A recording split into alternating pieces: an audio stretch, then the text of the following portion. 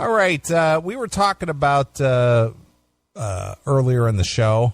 Mm-hmm. I ran across this today, which I shouldn't say surprised me, but I hadn't heard about this guy in a while, and I know you're a couple years younger than me. Okay. I don't know how much you paid attention to college football. When did you start paying attention to college football? What year is it? Well, when did you start paying attention to college football? I have not yet.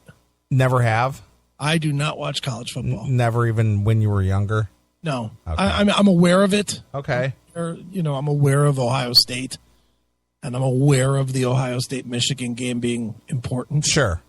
And that's about the extent of my knowledge. I do not watch it at all. All right. When I was a younger teenager, back in the late 70s, probably into the early to mid 80s, sure, I kind of paid attention to college football. Okay. I don't so much anymore. I haven't really paid much attention to it probably in the last 20 years. Sure. Haven't really paid much attention. But I used to watch college football. I watched the Dan Marino years when he played for Pitt. Okay. And I watched Ohio State during the Woody Hayes years in the 70s. Sure. There was a college hotshot, and the guy's name may ring a bell with you, but being that you're younger, you may not know who this guy is. Mm-hmm. You ever heard of a quarterback? His name was Art Schlichter. Oh, yeah, the gambler guy. Yes. Yeah. Well, there's a new story about Art Schlichter. Okay. Now, I watched Art Schlichter play football at Ohio State back in the late 70s into the early 80s. Sure. And he was going to be the biggest, hottest draft pick out there. Mm-hmm. I think the Steelers were actually interested in him at one point because Bradshaw was near the end of his career. Right. And so they were looking for a successor to the throne, as it were. Okay. So everybody was vying for this Art Schlichter. Okay.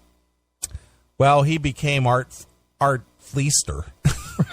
Right. I knew that he had some gambling issues early on, but I had lost track of him literally for the last 2 decades. He's been in prison or something. Yeah, he was, and you're absolutely right. Well, I read this story today, and I was actually shocked and outraged and horrified. Right. At what I read. Did you tweet it? No, I didn't tweet it out. Oh, Neeley. I know. I'm a failure at social media. Damn, dude. Well, listen to this story.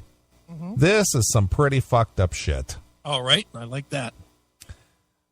Wealthy widow Anita Barney lost nearly her entire fortune to an ex-Ohio State quarterback who defrauded her of hundreds of thousands of dollars.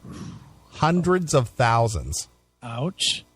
To feed a gambling addiction that left him banished from the NFL.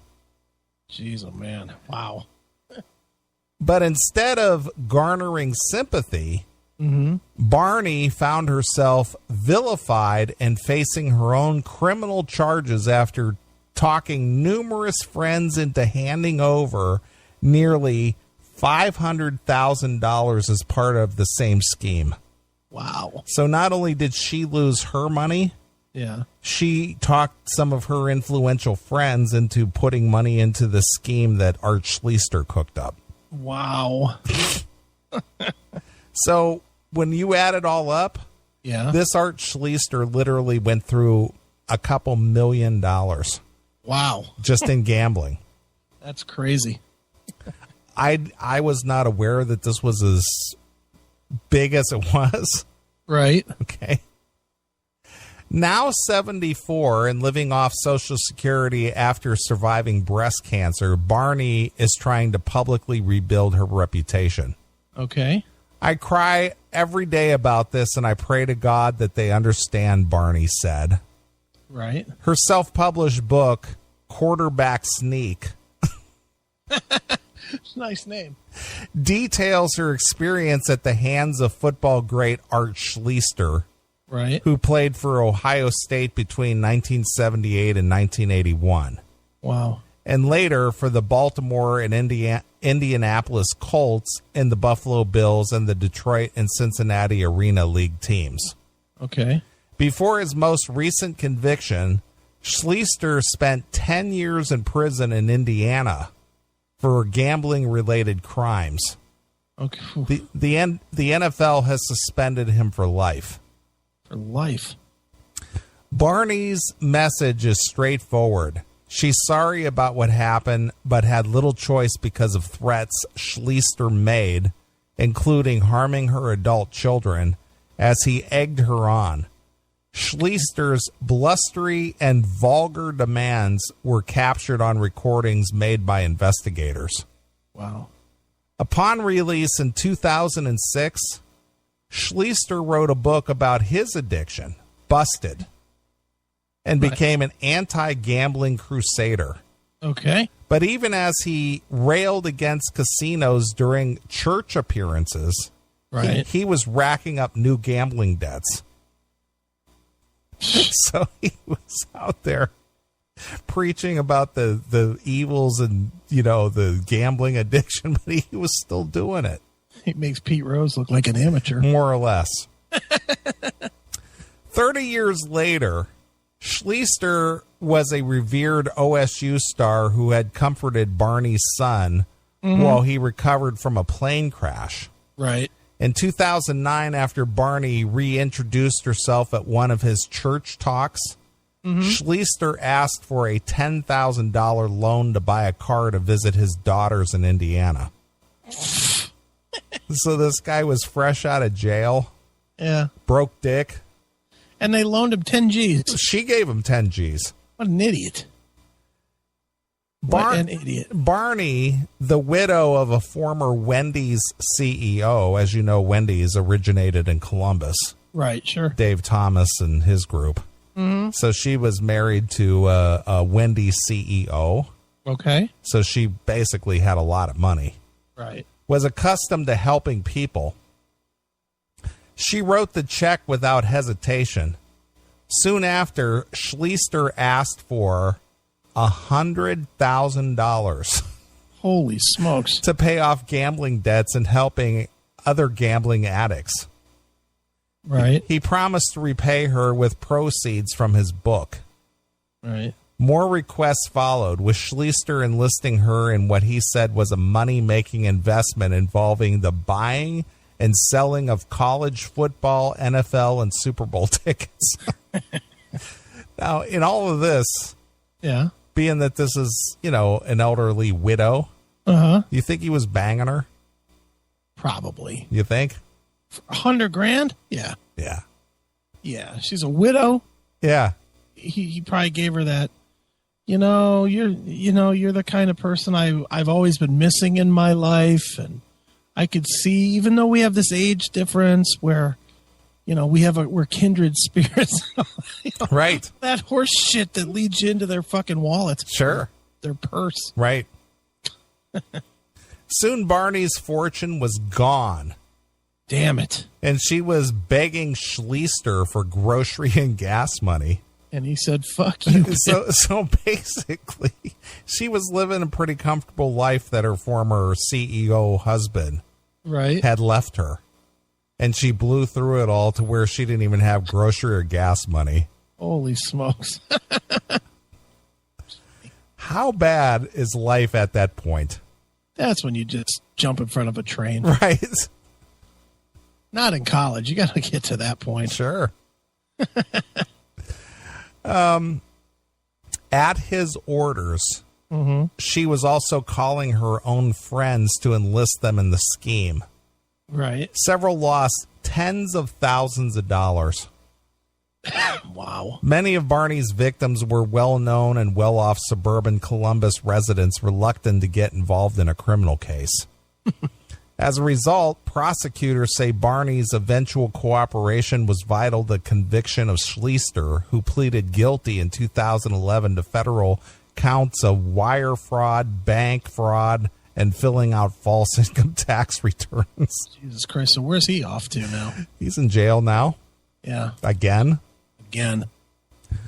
Barney pleaded guilty herself to 2 felony theft charges in 2012. She avoided prison but was ordered to pay $427,000 back to 19 victims. This woman? Yes. Holy smokes. So where's a 74-year-old woman going to get $500,000 to pay She's back? Not. Yeah. That? Yeah. Some of Barney's victims have stood by her. Among them, Sue No, Barney's former cleaning woman. Okay. Who, with her husband, drained a home equity loan to give Barney $85,000. Wow. None of which she's ever gotten back. At what point do you go, you know what? Here's a home equity loan. It's only $85,000. Go ahead and take it. Well, at the point that you're fucking a former famous guy, I guess. Well, what I mean is that this was her former cleaning lady who gave her this money. Yeah, I don't. Dude, people are stupid. I know. At what point does it even make sense? You know, that's a good deal. Dude, it's like in the Madoff movie. You know, it was the same, dude. In that movie, he had this secretary, and she's making probably average bank. You know, she wasn't getting rich by any means. And she had her father die right at the time that everything was falling apart. And the father left her money, left her $150,000. Okay. And fucking, she offered it to Bernie. Now, Bernie had her working for him for like 15 years. I considered her a friend and a confidant and everything. You know, and without even hesitating, she was like, Bernie, could you invest this money for me? And he was like, yep. Yeah. He said, show up tomorrow with a bank check. Sure. Well, that's kind of like this cleaning lady. She worked for this lady and her CEO husband at some point as a cleaning lady. And Art Schlichter just sucked it out of her. Yeah. Through the other lady. Yep. That's crazy. No, 72 accompanied Barney to a taping of Dr. Phil last month and believes she's remorseful. Well, that's how you settle things. Sure. Dr. Phil. Right. All of this time, it's like, forget, forgive, No said. Right. I had to try to erase everything that happened to me. It happened. Nothing I can do about it.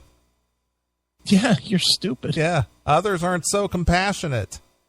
Right. I don't want anything to do with her because I still don't feel like she's sincere in anything she said David Fraggett, a high school classmate of Barney's and a retired truck driver who lost $20,000. $20,000. $20,000, man. Schlichter is serving a federal prison sentence in Indiana scheduled to release in 2020. Right. He has been diagnosed with Parkinson's disease and is receiving medical treatment, according to his attorney. Schlichter still faces state prison time once the federal sentence ends. Wow. Barney's story would be better if she acknowledged she evolved from victim to co-conspirator, Nolder said. Right. Barney has pledged to pay the people back with any proceeds from her book.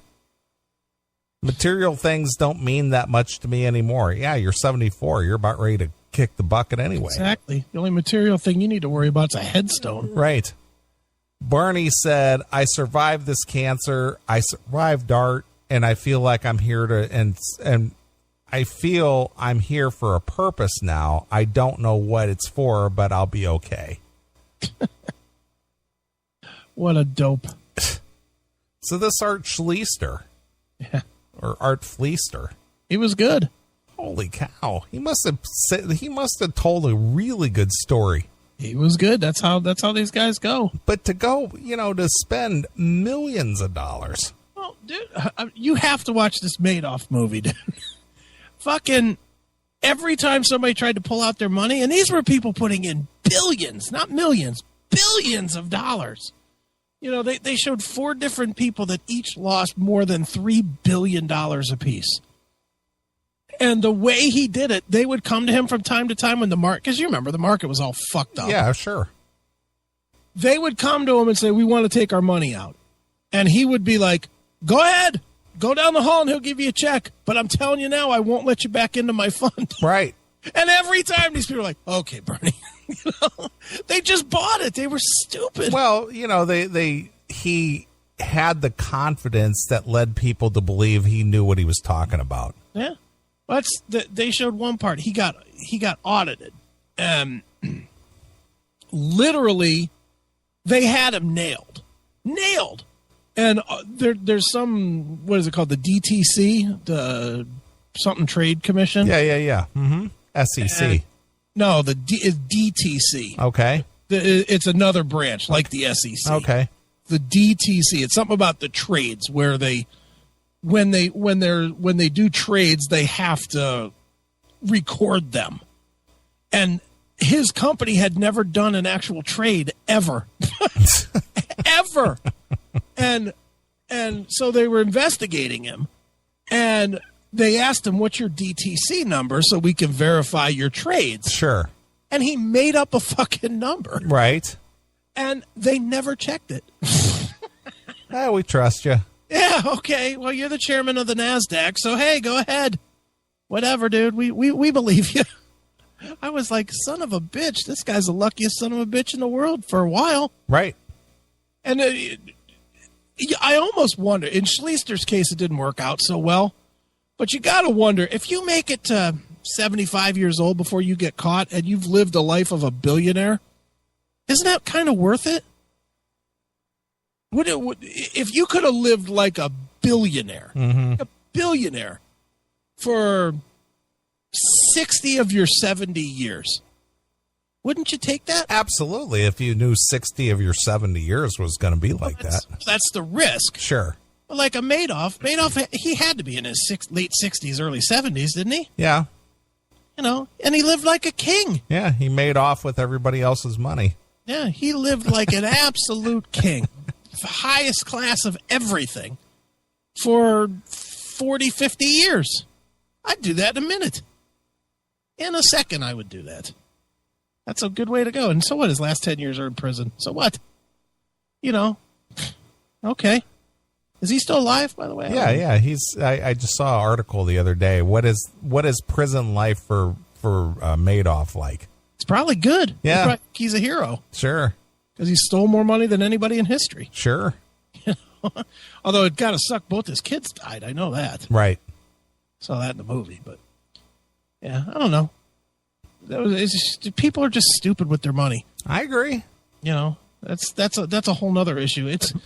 There's a reason that these fucking Nigerians consistently keep sending emails. Sure. And it's not because everybody knows that it's a scam. It's because 1 out of 1,000 don't.